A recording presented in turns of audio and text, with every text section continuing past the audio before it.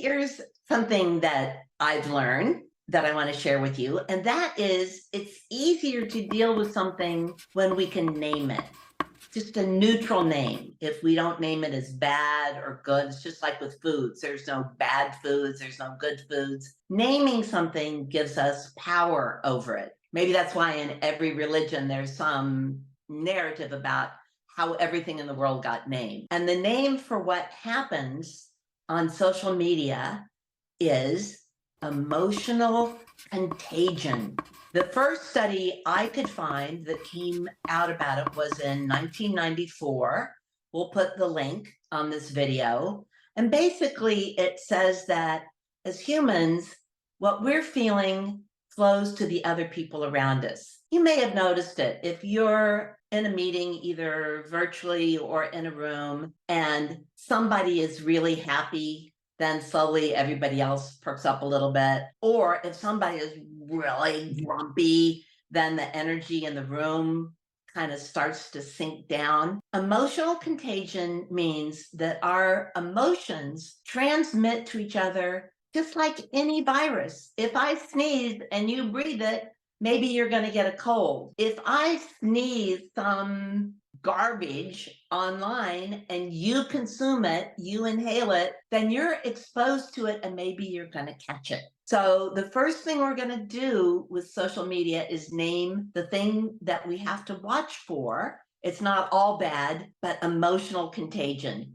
Besides, I'm showing off. It's like, isn't that a great phrase? Another thing that's comforting to know about social media and emotional contagion and negativity is that it's not just you. It is all humans since the beginning of time. It turns out our brains are wired for negativity.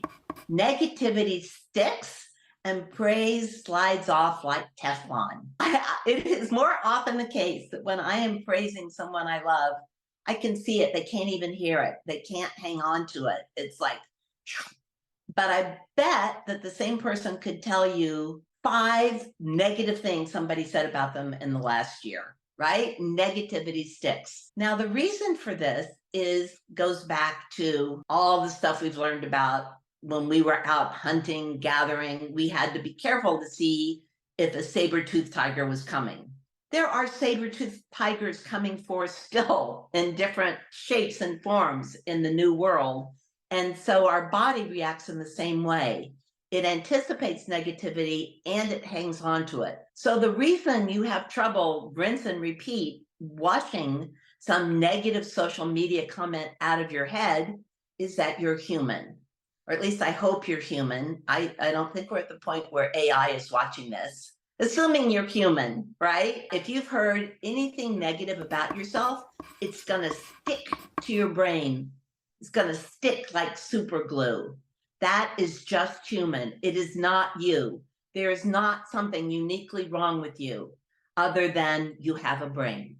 So what do we do given that negativity is so easy to come by? It's contagious.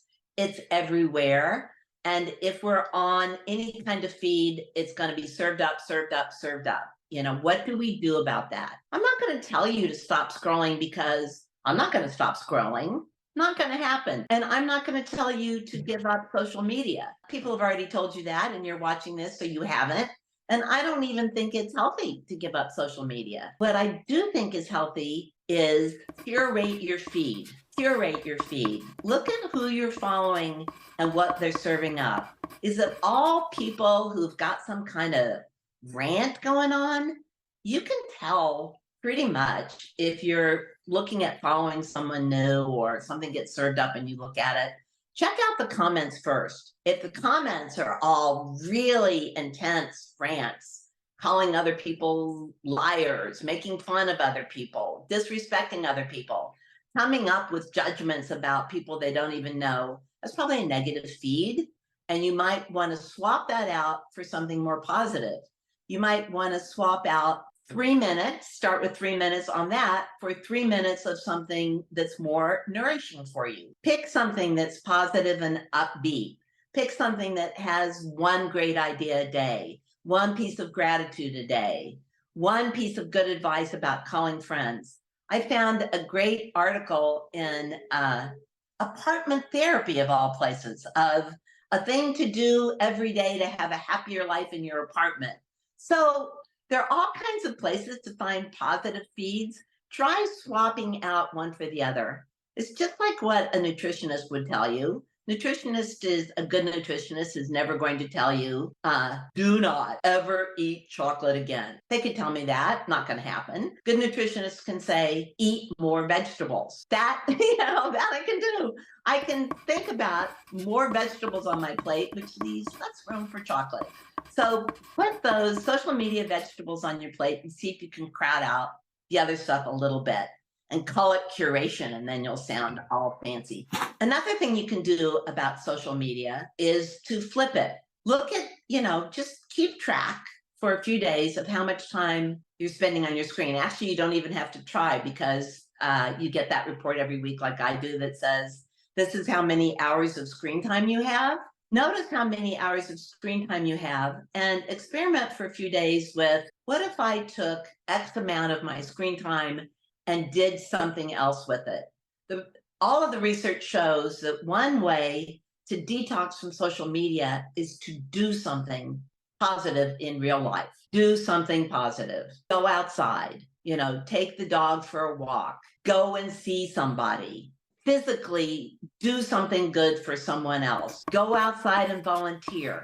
Just pick a little bit of time and swap it so that you're not on the screen, you're in the real world, and you're doing something positive. And that actually is a very selfish thing to do. I'm not telling you to do something good for other people, for them. I'm telling you to do it for yourself, because that will make endorphins, and endorphins are going to make you feel better and help you wash out all the yucky chemicals in your brain that make you feel bad. Just a closing granny comment. Since we all know that social media are bad for young people in excess and when they're making you feel bad, there are all kinds of resources out there for you if you notice that you're really feeling bad about yourself. If you feel like people are ganging up on you online, if it's starting to make you doubt yourself, if you're feeling really sad, if you can't stop looking at people saying mean things about you, but every time you do, it makes you feel worse, tell somebody. Tell a responsible adult who can help you get help. That responsible adult may not be your parent, but they're huge numbers of resources online. Let me know in the comment section if there's a particular kind of resource you're having trouble finding, and I will look with you. Take it seriously. This is a real health risk. This is just like being exposed to any other illness that can turn serious. Be careful, okay? But I promise I will try to only give you positive content. I love you, and most of the time, I'm a responsible adult.